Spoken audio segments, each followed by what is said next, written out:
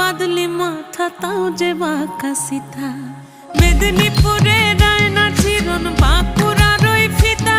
আর যতন করে বাঁধলি মাথা তাও যে বাঁকা সিথা পেছ পাড়িয়া রাজগো